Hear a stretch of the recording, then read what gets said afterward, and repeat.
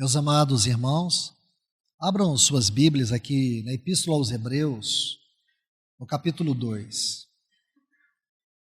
Já há alguns dias nós estamos estudando sobre cinco aspectos da pessoa e da obra do nosso Senhor Jesus. Aqui em Hebreus capítulo 2. Quando você estuda esse capítulo, existe uma frase muito linda que fala assim: como negligenciaremos esta tão grande salvação? Tão grande salvação. E quando você segue lendo este maravilhoso capítulo, você vai ver a encarnação de Cristo, a crucificação de Cristo, a ressurreição de Cristo, a exaltação de Cristo e a glorificação de Cristo.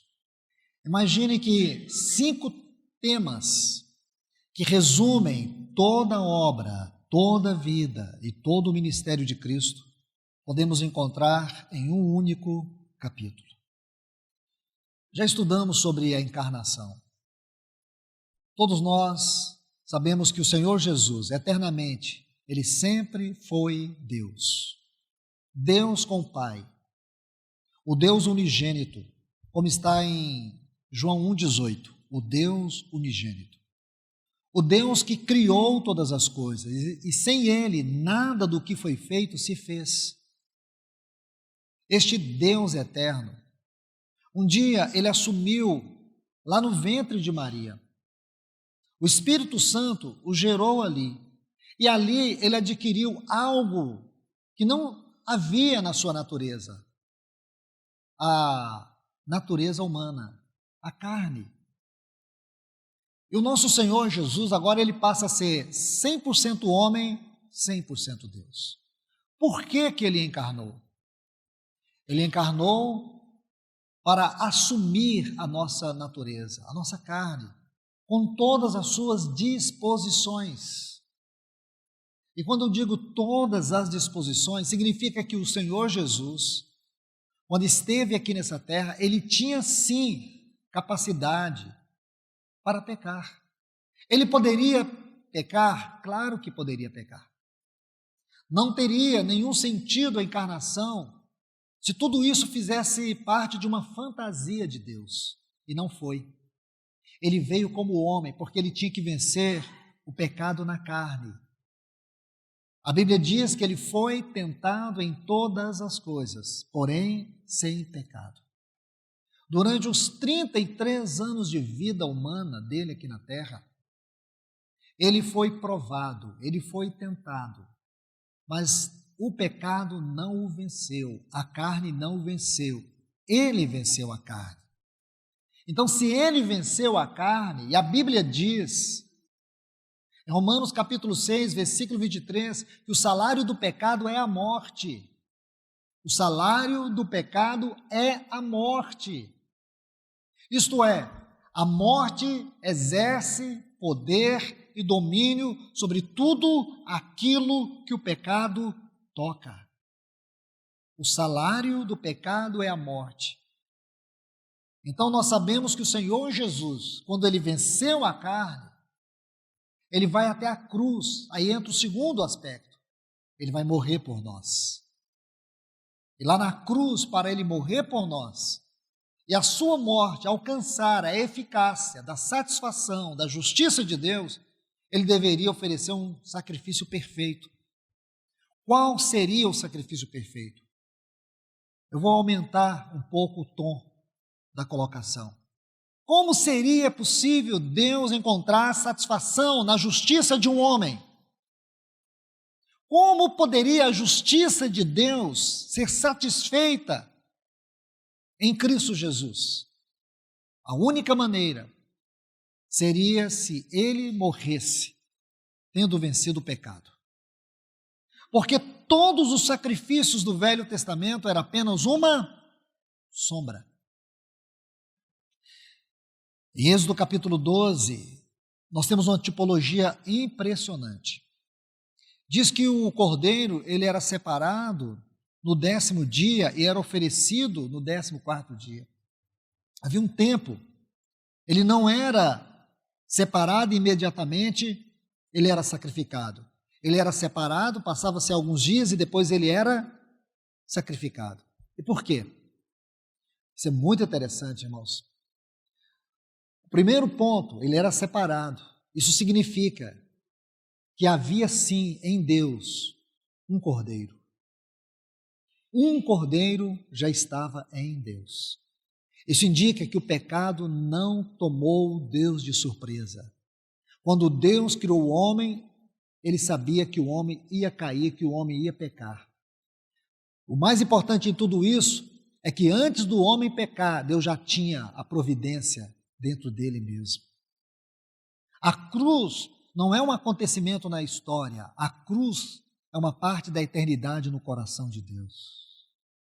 Por isso, a cruz não é apenas o centro da história do universo, ou na história da humanidade, mas é o centro da história do universo. Aquela cruz que o nosso Senhor Jesus morreu é apenas uma delas. Porque, em primeiro lugar, a cruz é um princípio eterno no coração de Deus. E ali, nosso Senhor Jesus morreu. E quando ele vai até aquela cruz e morre por nós, ele já tinha vencido o pecado na carne, agora ele precisava vencer a morte. O pecado, isto é, o pecado já estava vencido nele, a ponto dele ousadamente dizer, aí vem o príncipe deste mundo, em João 14, aí vem o príncipe deste mundo, ele não tem nada em mim. Então o nosso Senhor, ele vai até aquela cruz, e quando ele morre naquela cruz, ele destrói o poder da morte. Em que sentido? Morte física, morte espiritual e a morte eterna, que é a separação absoluta de Deus. E quando ele destrói o poder da morte, ele também destrói em nós o pavor da morte, porque a vida que ele entregou na cruz do Calvário foi derramada para nós na ressurreição. Você entende isso? A vida que ele entregou na cruz do Calvário por você, ele derramou na ressurreição. Então nosso Senhor ressuscitou. Esta é a verdade mais estupenda que existe em todo o universo. Irmãos, os céus não seriam os céus que é. E nós não teríamos a esperança que temos se Jesus não tivesse ressuscitado. O inferno não seria o que ele é hoje se o Senhor Jesus não tivesse ressuscitado. Mas porque ele ressuscitou, nós podemos dizer que Satanás está vencido, a morte está vencida, e nós agora não somos mais destinados ao inferno, nós somos destinados a uma glória eterna. E antes dele partir deste mundo, ele reuniu seus discípulos e disse assim, numa mesa como esta, por isso que nós ceiamos, ele disse assim, há quanto tempo eu queria comer convosco essa Páscoa? Você sabe o que ele quis dizer? O que é Páscoa? É uma palavra hebraica, significa passar por cima.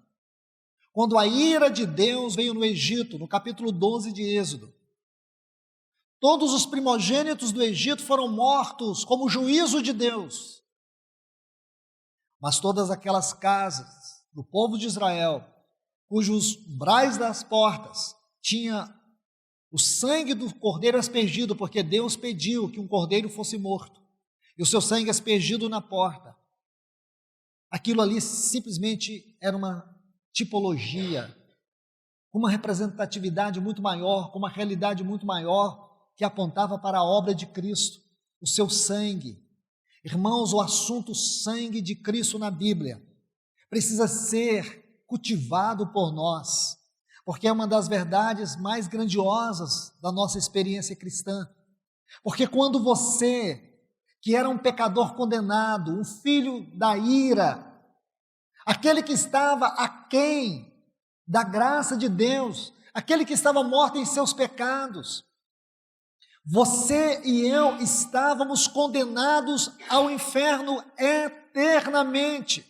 Mas quando Cristo derramou aquele sangue naquela cruz, e nós nos apropriamos pela fé desta redenção, então agora Deus, Ele nos justificou e nos perdoou para sempre.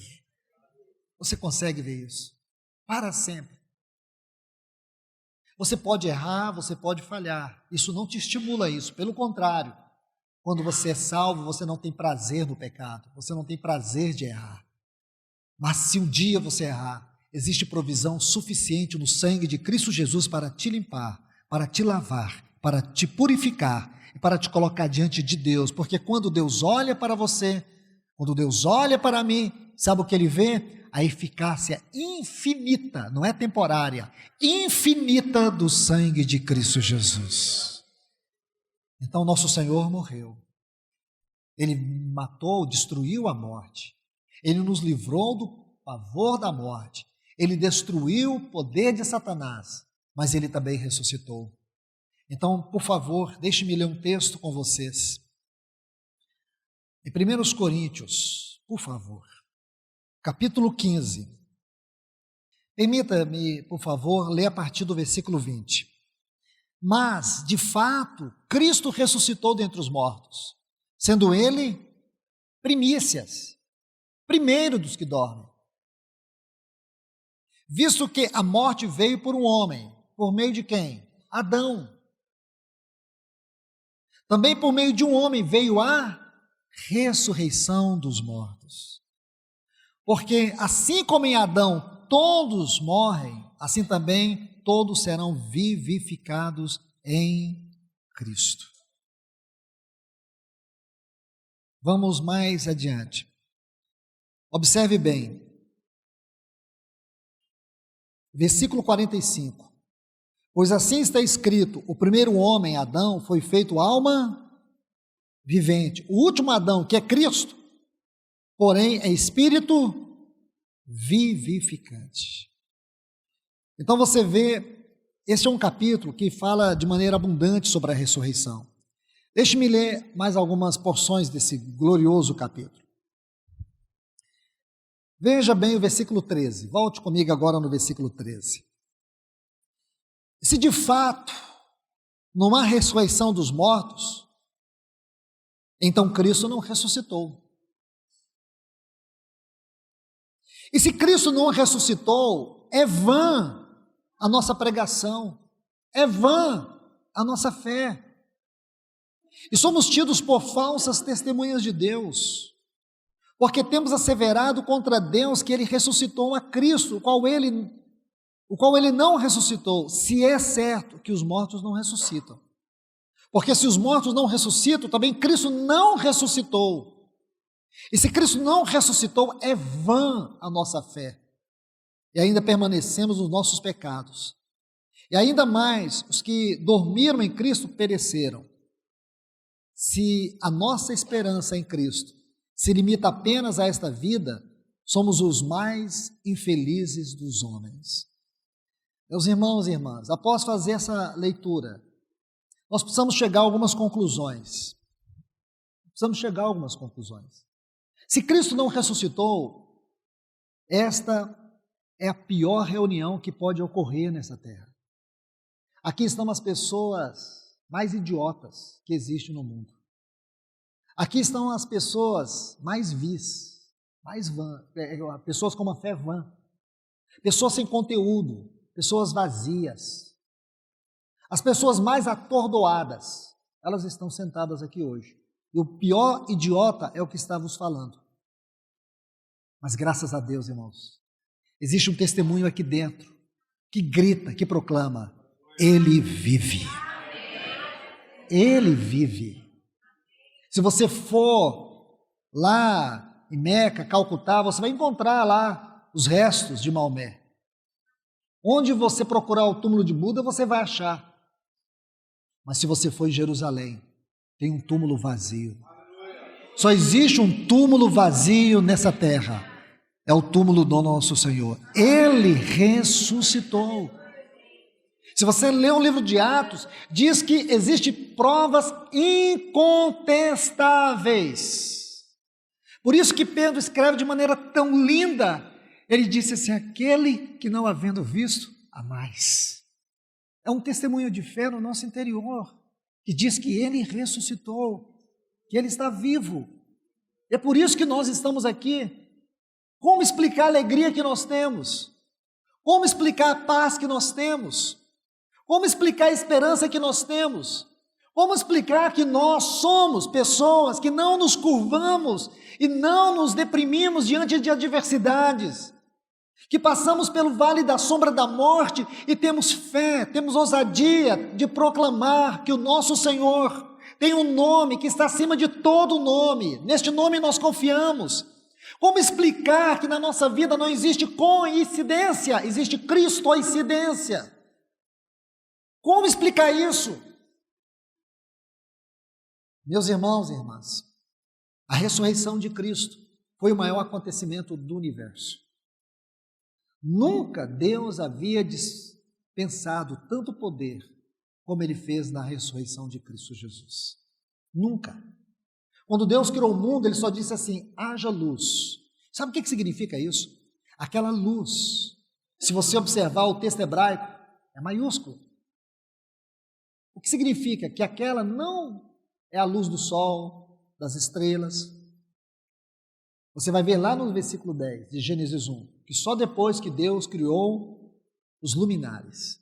Quando Deus disse haja luz, é porque em primeiro lugar havia trevas. Aquele anjo de luz que era Lúcifer, o portador da luz, ele caiu. Aí diz a Bíblia assim, havia trevas sobre a face do abismo. Aí o que Deus faz?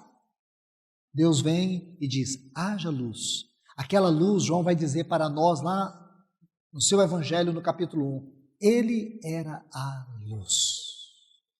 Jesus disse em João 8, eu sou a luz. Aquela luz da vida do Senhor Jesus, João vai dizer assim, sem ele, isto é, sem a luz, nada do que foi feito se fez.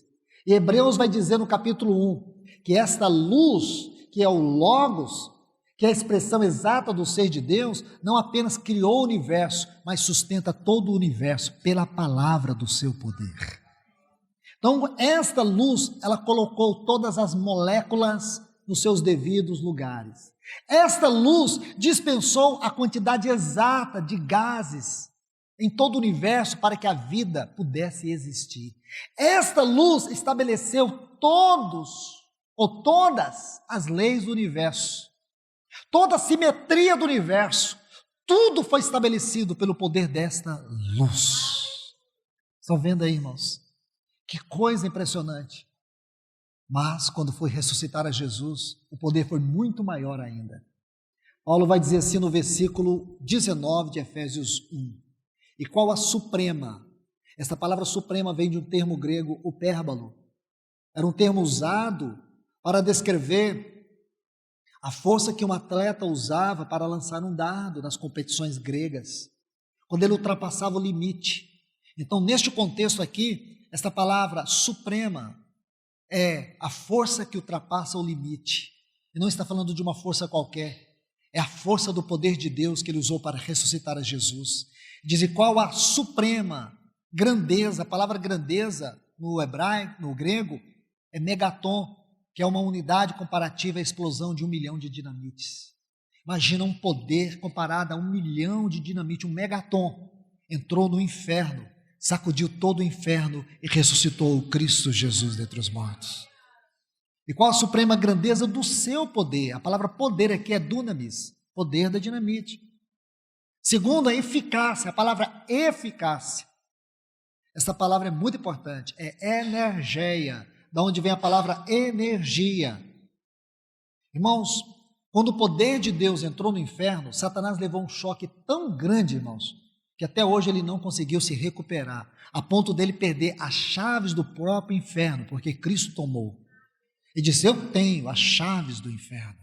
Aonde estão as chaves do inferno? No poder de Cristo Jesus, debaixo do poder de Cristo Jesus. Ele fala da eficácia, depois vem uma palavra força.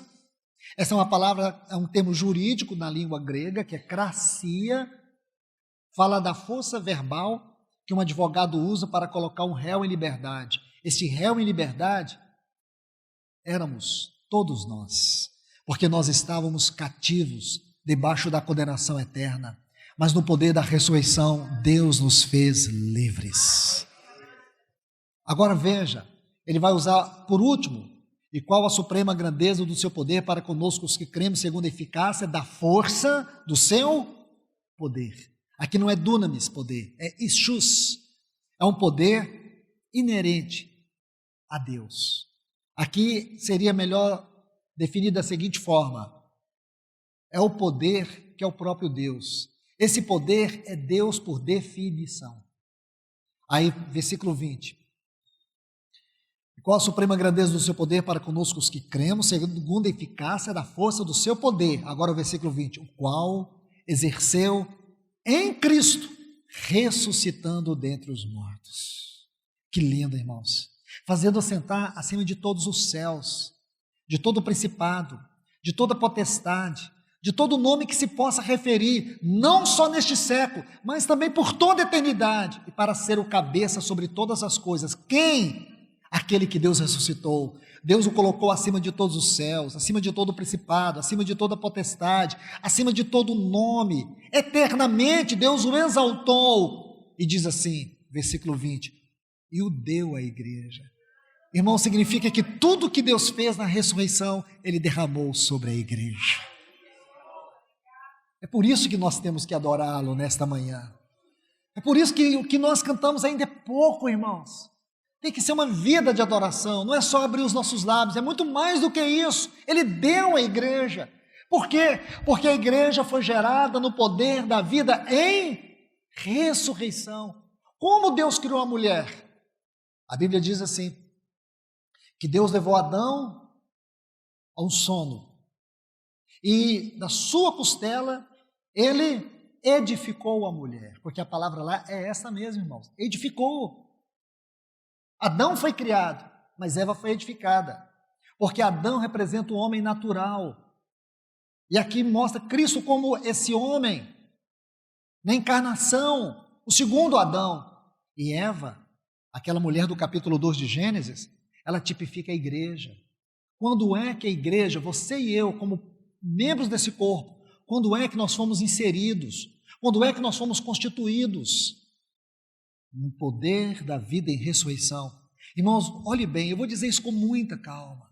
A melhor definição da igreja não é um prédio, igreja não é o lugar que você vai. Você não vai na igreja. Hoje de manhã você veio à igreja. Você não veio à igreja. Você veio para um local de reunião. Isso aqui não é igreja. Esse local aqui não é igreja. Essa é uma maneira corrompida, degradada das pessoas definir a igreja. A igreja é aquela parte tirada de Cristo no poder da ressurreição. A igreja somos nós. Nós, irmãos. Foi ali que a igreja foi gerada. A igreja foi extraída dele. Quando? Na sua ressurreição. Você e eu, irmãos, fomos extraídos na sua ressurreição. Fomos perdoados na sua morte, extraídos na sua ressurreição. Quando você olha esses 5 aspectos de Cristo em Hebreus, nós podemos dizer assim, uma escada ascensional com 5 degraus.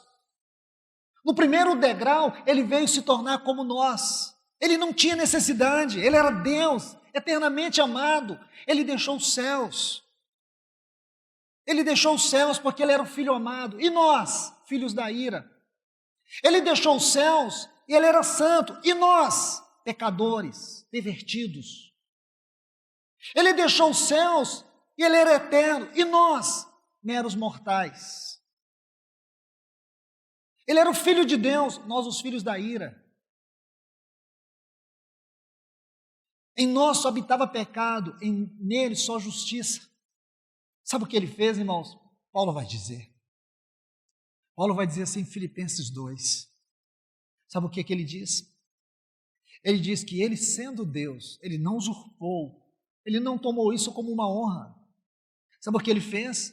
Ele abriu mão das suas insígnias eternas para vir a essa terra e viver como eu e você. Passar as mesmas provas que eu e você passamos. Sofrer as mesmas angústias que eu e você sofremos na carne. Conhecer os limites do homem. Mas ele não pecou. O pecado não teve ousadia na sua vida, porque ele venceu o pecado, ele venceu as tentações. Ele foi o homem aprovado diante de Deus. Aí ele vai dizer assim em João 13, que ele fez tudo isso por nós, é por eles que eu me santifico. Ele olhou para nós, ele olhou para você, ele já podia, no seu poder divino, ver eu e você, neste exato momento que nós estamos aqui, e a Bíblia diz lá em Apocalipse que ele está satisfeito com o seu penoso trabalho. Porque um dia ele vai ter uma noiva gloriosa para a sua satisfação eterna, aquela pela qual ele morreu. Paulo diz isso em Efésios 5, Paulo diz em Efésios 5 que ele morreu pela igreja. Eu sei que é difícil isso, irmãos, pensar numa expiação limitada. Por um lado, a sua morte tinha eficácia de salvar todas as pessoas, até mesmo Satanás no inferno. A eficácia, o poder da morte de Cristo poderia salvar até mesmo Satanás, até mesmo os anjos caídos. Mas Paulo vai dizer assim em Efésios 5, ele vai dizer assim, a partir do versículo 23, maridos, amai vossas mulheres, como Cristo amou a igreja. Olha o que ele diz, irmãos. Ele diz, a si mesmo se entregou por ela. Ele se entregou por você. Ele se entregou pela sua noiva, para que um dia ele pudesse apresentar para si mesmo uma igreja gloriosa, sem ruga, sem mácula, sem mancha alguma. Ah, irmãos, isso é impressionante demais. Isso tem que inundar o nosso coração de gozo e de alegria. Entender que a sua encarnação, a sua crucificação, a sua morte, e depois da sua morte, o que é que nós temos? A sua ascensão, mas não foi uma ascensão, foi uma exaltação. E por que ele fez isso, irmãos? Aqui em Hebreus capítulo 6, versículo 20, vai dizer assim, que ele entrou por nós. Essa palavra entrou é muito pequena na nossa linguagem para expressar, para exprimir todo o seu conteúdo. Se você puder olhar, Hebreus capítulo 6 e o versículo 20.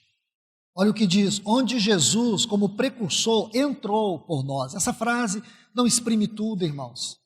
Esse entrou por nós não é um entrar simples. Quem entrou ali não foi qualquer pessoa, entrou por nós.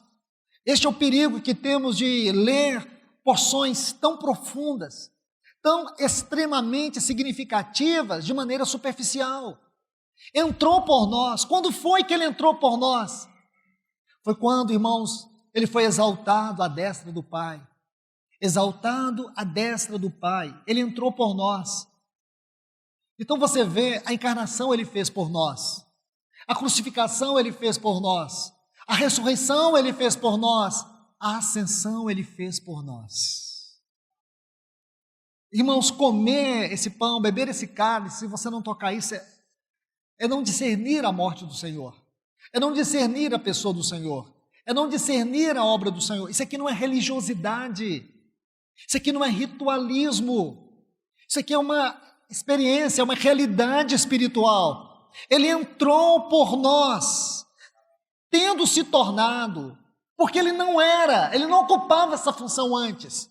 Havia uma teofania, uma aparição cristológica no Antigo Testamento, num personagem conhecido como Melquisedeque. Melquisedeque. Escute isso, Melquisedeque. Isso está em Gênesis 14, 18. Ele apareceu a Abraão oferecendo pão e vinho, falando da sua mesa, da sua morte. Em Hebreus 7, vai dizer que ele é semelhante ao Filho do Altíssimo. Então ele é uma teofania cristológica. Então aqui você vai ver que ele entrou para ser o nosso sumo sacerdote. Qual é o papel do sumo sacerdote? Interceder pelo povo. Interceder, estar diante de Deus pelo povo.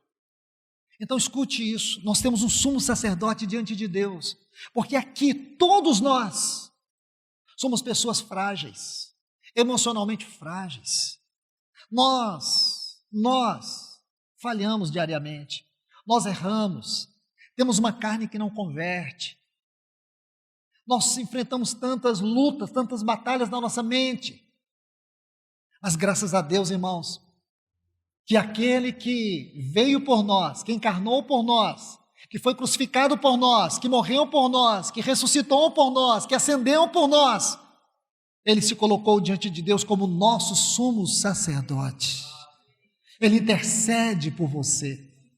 Ele olha para você, como diz o capítulo 2 aqui, que nós não lemos hoje. Nesse capítulo 2, que é o assunto que nós estamos estudando, diz que convinha, olhe bem, por favor, volte aqui só algumas páginas. Olha o versículo 17, por isso convinha, essa palavra convinha diz assim, havia nele uma obrigação pessoal. Essa palavra convinha significa dever pessoal, havia uma obrigação pessoal escute bem, que em todas as coisas se tornasse semelhante a nós. Pensa em você por um pouco, por alguns segundos aí. Jesus se tornou semelhante a você, a mim, a nós. Aí diz para ser, quer dizer, ele só poderia ser um misericordioso e fiel sumo sacerdote se ele se tornasse semelhante a nós. Jesus sabe o que passa na nossa mente, Jesus sabe o que passa na nossa carne, ele sabe o que você sente, ele sabe exatamente o que você está passando. É por isso que você tem diante de Deus um sumo sacerdote que intercede por você.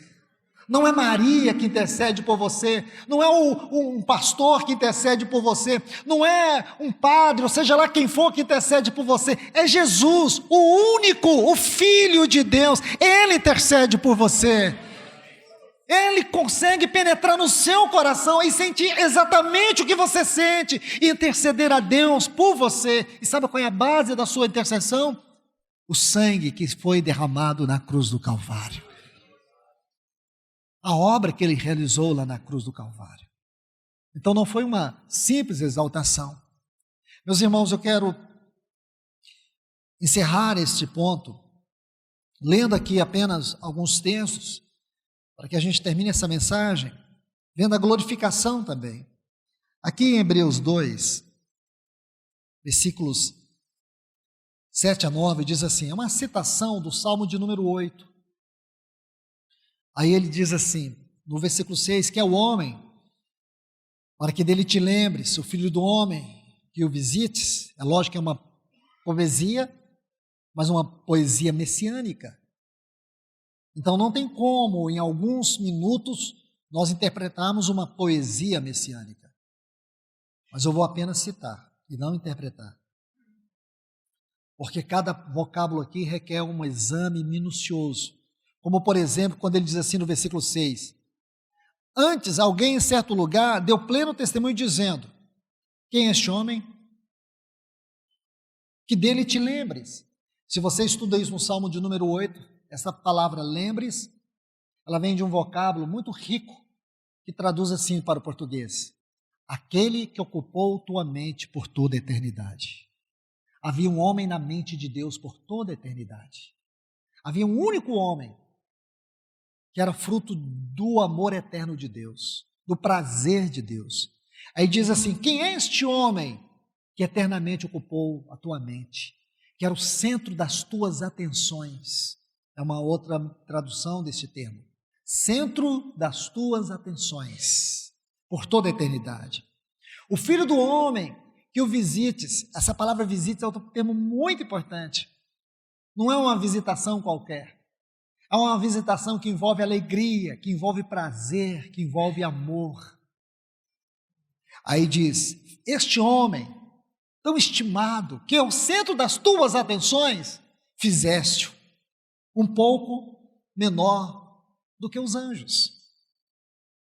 Olhe bem, aquele que era tudo, aquele que era maior do que os céus, Deus fez ele menor do que os anjos. E Paulo vai mais longe de Filipenses. Diz que ele tornou ele um servo. A palavra servo ali é doulos, um escravo. Doulos. Menor do que os anjos. Aí agora ele vai subir a glória da exaltação. De glória e honra o coroastes, e o constituíste sobre as obras das tuas mãos, todas as coisas sujeitasse debaixo dos seus pés. Ora, desde que ele sujeitou todas as coisas, nada deixou fora do seu domínio. Versículo 9.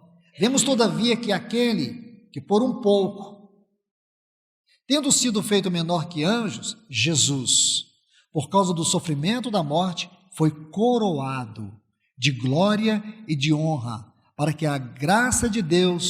pela graça de Deus provasse a morte por todo homem. Então agora ele está coroado de glória e de honra. E para concluir tudo isso, eu quero ler o Salmo de número 42. Irmãos, muitas vezes as nossas versões em português não exprimem todo o sentido dos vocábulos da Bíblia. Então a gente precisa recorrer a muitas versões. Ontem eu estava lendo uma versão que eu comprei há pouco, ela não está em português, mas essa versão tem me encantado. Eu de fato achei que eu já tinha encontrado algumas versões boas, porém esta, ela de longe ultrapassa todas as versões que eu tenho. Infelizmente essa versão não tem em português. E quando eu estava lendo esse salmo, eu realmente fiquei espantado, porque esta versão, ela é a que mais se aproxima do texto original. E quando eu estava lendo esse salmo, o salmo de número 42, essa parte que eu vou ler para vocês aqui, é uma parte muito linda. E depois eu vou voltar numa outra que é mais linda ainda. Ele diz assim: como suspira a corça pelas correntes das águas, assim por ti, ó Deus, suspira a minha alma. A minha alma tem sede de Deus, do Deus vivo. Quando irei e me verei perante a face de Deus? As minhas lágrimas têm sido o meu alimento dia e noite, enquanto me dizem continuamente: onde está o teu Deus? Lembro-me dessas coisas e dentro de mim se derrama a minha alma. E como passava eu com a multidão do povo e os guiava em procissão à casa de Deus, em gritos de alegria e louvor, multidão em festa, porque está batido a minha alma, e porque te perturbas dentro em mim? Espere em Deus, pois ainda o louvarei a Ele, meu auxílio e Deus meu. Amém? Sabe por que você pode dizer isso? Sabe por que você pode dizer para a sua alma: por que você está angustiado? Por que você está deprimido? Por quê? Você não precisa estar. Sabe por quê? Porque você tem sede de Deus. Você não pode perder a sede de Deus. Porque se você perder a sede de Deus, aí a angústia vai te destruir. E por que você não pode se entregar às suas angústias? Sabe por quê? Porque na casa de Deus, no trono da sua glória, existe um sumo sacerdote assentado por você. E ele te atrai. O que você vê neste salmo é uma vida sendo atraída por causa da sede, por causa do desejo, por causa do anelo. Então este salmo é muito rico, eu não quero entrar muito neste salmo. E por último, agora é por último mesmo, vamos ao salmo de número 24. Neste salmo, quando eu li, buscando uma proximidade dos textos originais, ou do texto original, eu fiquei assombrado, irmão, sinceramente assombrado. Aqui está a exaltação de Cristo após a sua ressurreição. Um canto de Davi. Diz assim: levantai, ó porta, as vossas cabeças. Você imagina isso, irmãos? Foi o que Davi conseguiu ver. Quando você estuda os escritos dos patriarcas, dos profetas, quando você estuda a história dos patriarcas, os escritos dos profetas, dos salmistas, você fica assombrado com a profundidade que eles tinham de experiência e de conhecimento espiritual. Então aqui está Davi cantando o que aconteceu naquele glorioso dia da ascensão de Cristo, quando ele foi exaltado. Aí canta assim: levantai, ó porta, as vossas cabeças, levantai-vos, ó portais eternos, para que entre o Rei da glória. Quem é o Rei da glória? Aí aqui, irmãos, está assim: o Senhor.